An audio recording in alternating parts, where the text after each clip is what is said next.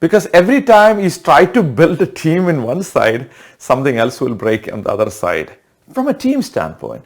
And then you try to build that side, something else is breaking, and then eventually the team will collapse.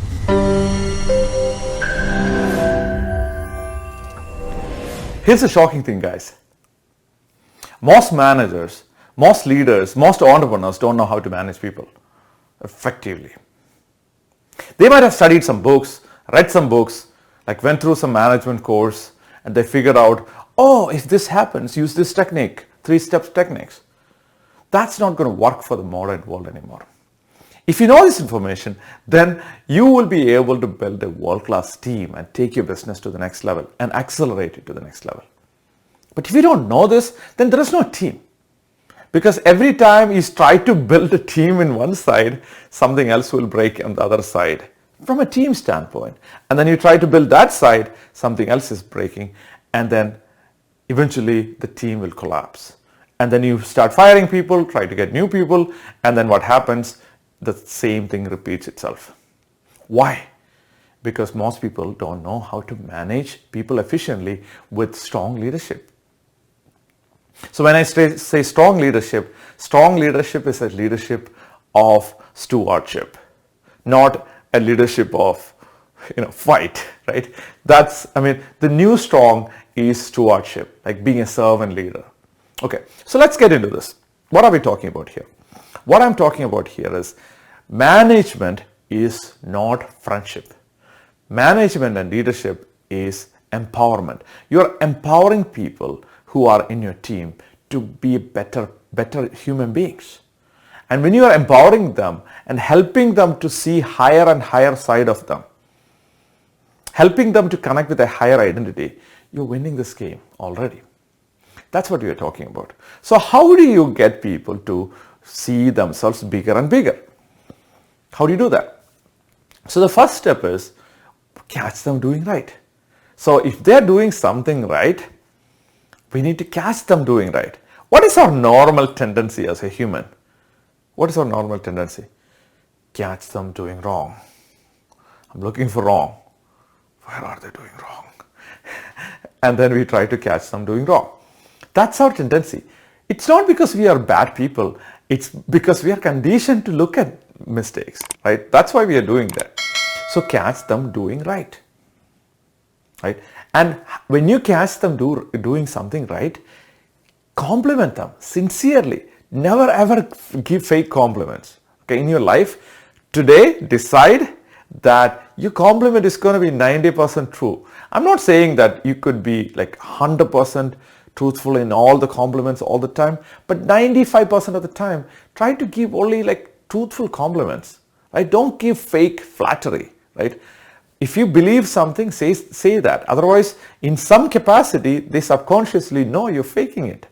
And most people don't realize this, right? Most people think that, oh, if I could say something nice to them, it doesn't matter. They might feel temporarily good, but they feel confused. In some deeper level, they know that you're faking it, okay? So genuine compliments. So if you see them doing something right, give them a sincere compliment. Give them something sincere. Okay, you did this great. And then explain to them why you think they did great. So you would say something like, hey, Josh, you did this thing, right? You finished that project on time. And the 3 things that I liked about that is 1, first of all, you finished on time. 2, it had like very good quality. And I also saw that you did a lot of research and you had like so much reference in that project. So these 3 reasons, oh my gosh, you did a killer job. Great job, Josh. Then shut up. And Josh is like, that's awesome.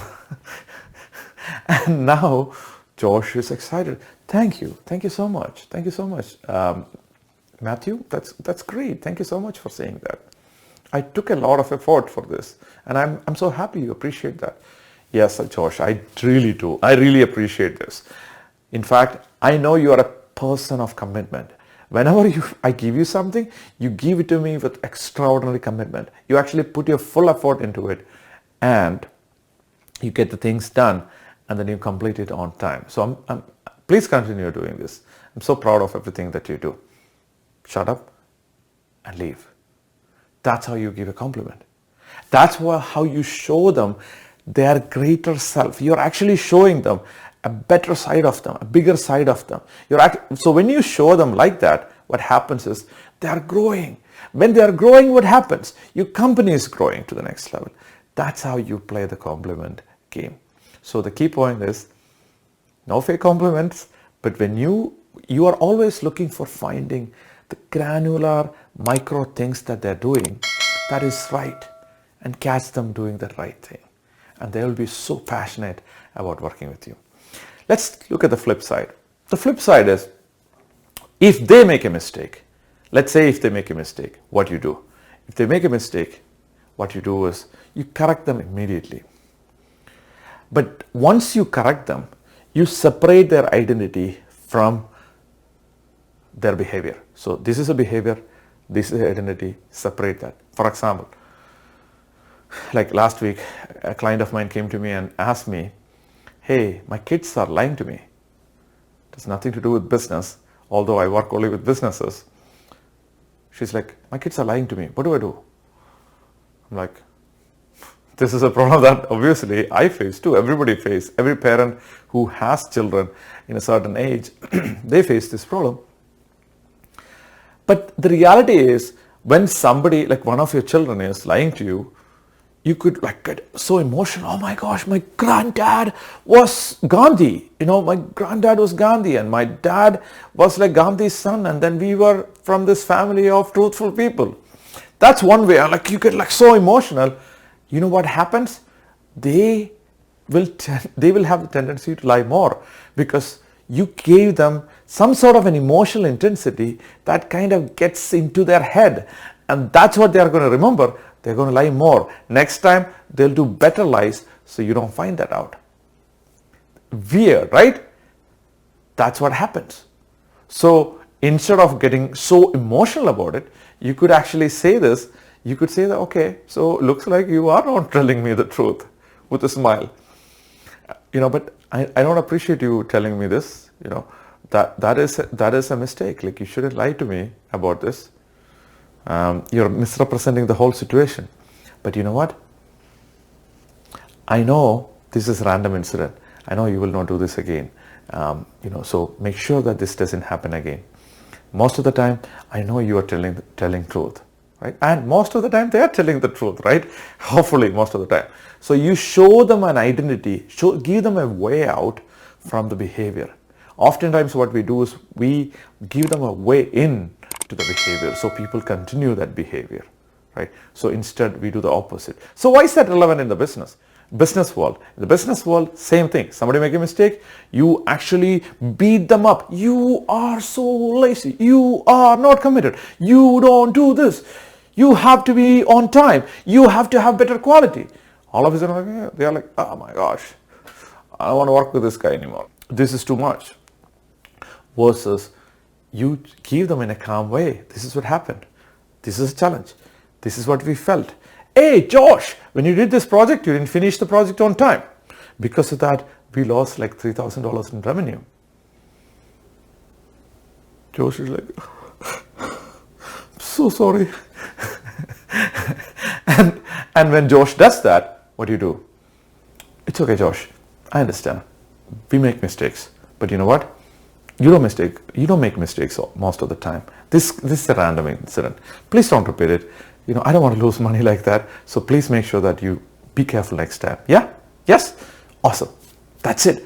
Now Josh has a way out. Josh made a mistake. He got out of it. Not secretly. He acknowledged that. He took responsibility and then got out of it.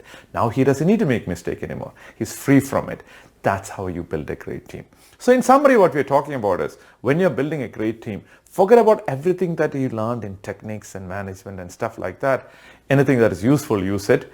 But at the same time, be a human. Treat them like a human being, right? Treat them like an actual human being.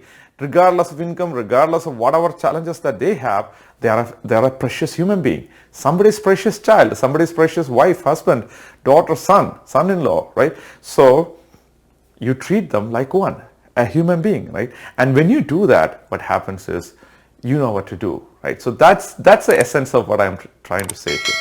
So what is one thing that you could do based on this short video? What is one thing that you could do to take your team to the next level, lead your people into the 21st century so that we could grow our businesses to the next level? Tell me what it is in the chat, and I look forward to connecting with you and chatting with you soon. Ruble Chandy signing off.